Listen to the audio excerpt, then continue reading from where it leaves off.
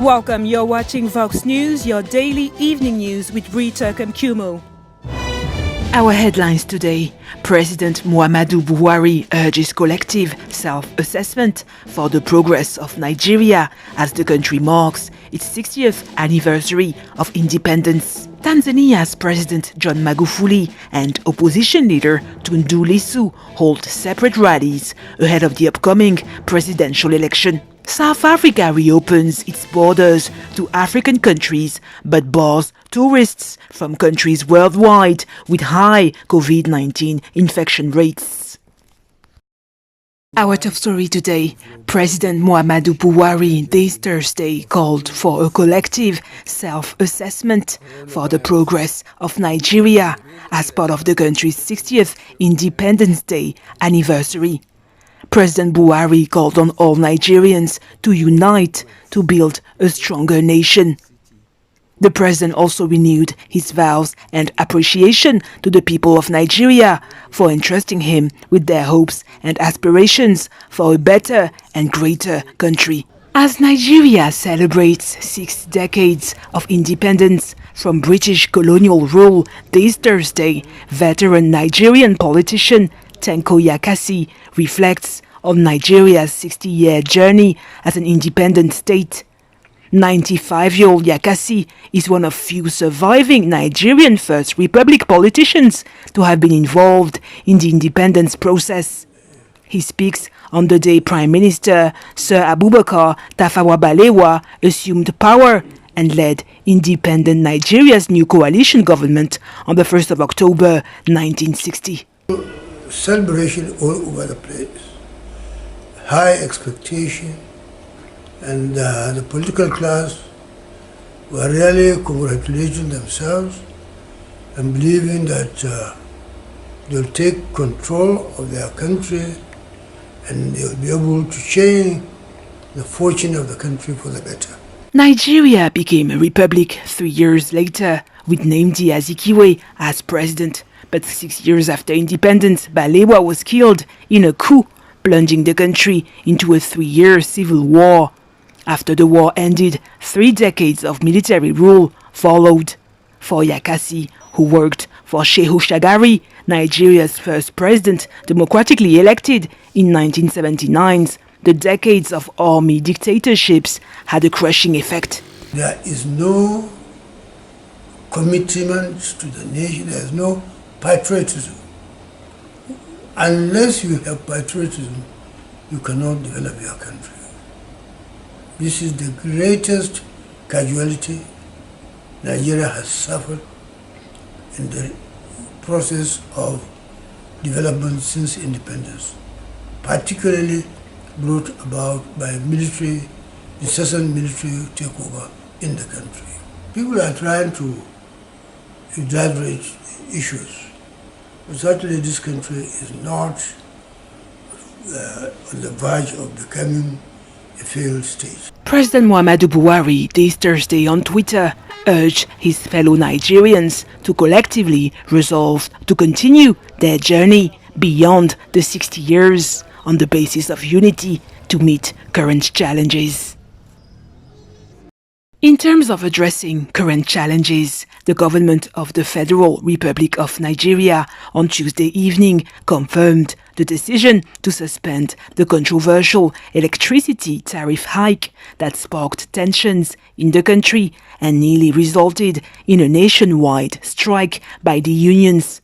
The Nigerian Electricity Regulatory Commission said it suspended the price increase for 2 weeks after reaching an agreement with labor unions. The Commission said the suspension will take effect from the 28th of September to the 11th of October.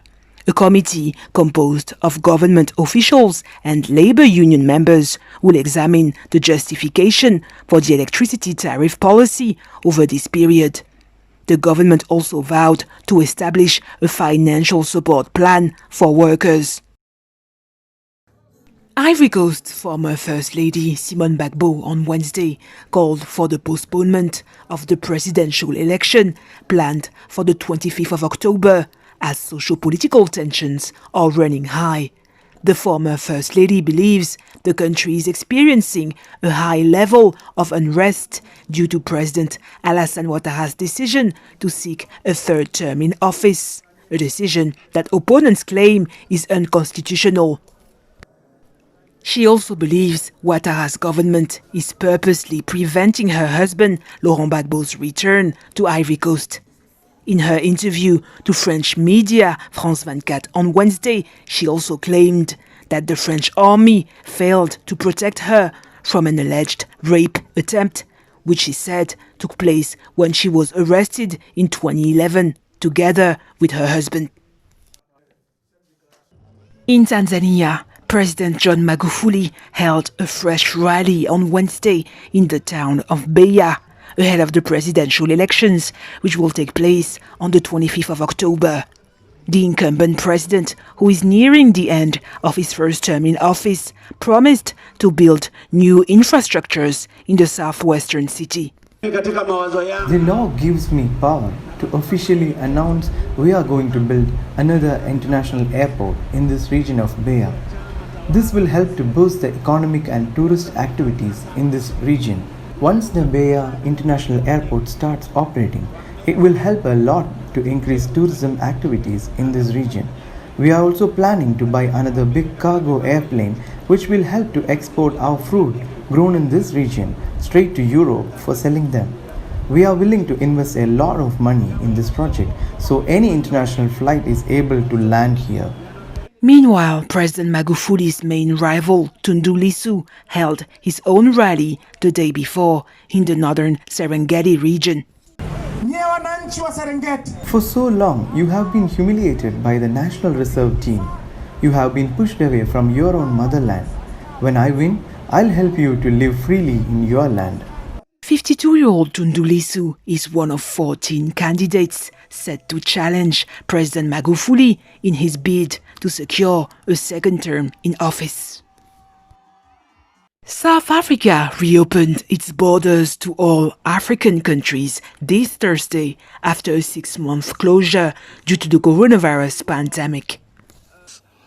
We've agreed that we will gradually open our borders and ports of entry for international travelers, primarily in the first instance for business and some leisure travel, and other aspects of travel such as investors coming into South Africa, sea crews that need to spend a short time having docked at our ports.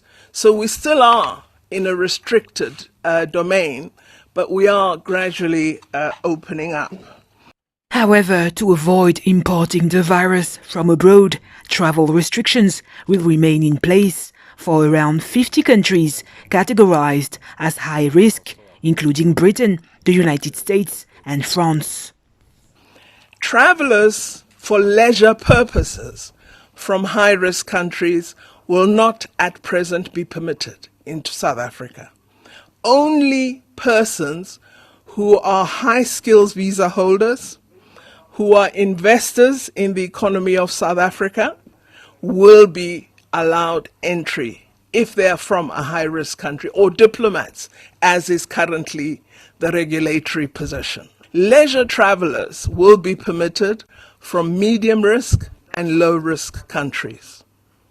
We will also allow travel for travelers from the African continent, both for business and leisure purposes. In terms of land borders, we will retain the borders that are currently open as open, and the ones that we closed at the inception of the COVID-19 restrictions. There are about 35 borders, land borders that were closed.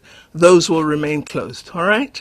So not all land borders will be open. South Africa closed its borders at the beginning of a strict nationwide lockdown in late March to limit the spread of COVID-19.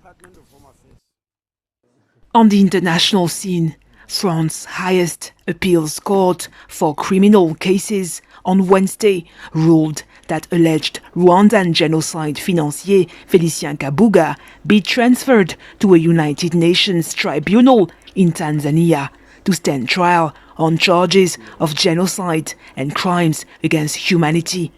Executive Secretary of National Commission for the Fight Against Genocide, Jean Damisen Bizimana, reacts to the decision. Kabuga was wanted by the International Criminal Tribunal for Rwanda, which had issued an arrest warrant for more than 20 years, so it is only normal that this jurisdiction has the primacy of trying the suspect. Kabuga was arrested near Paris in May after more than 26 years on the run. He had asked to be tried in France. However, French judges ruled that there was no legal or medical obstacle to executing an international warrant for Kabuga's transfer to Arusha.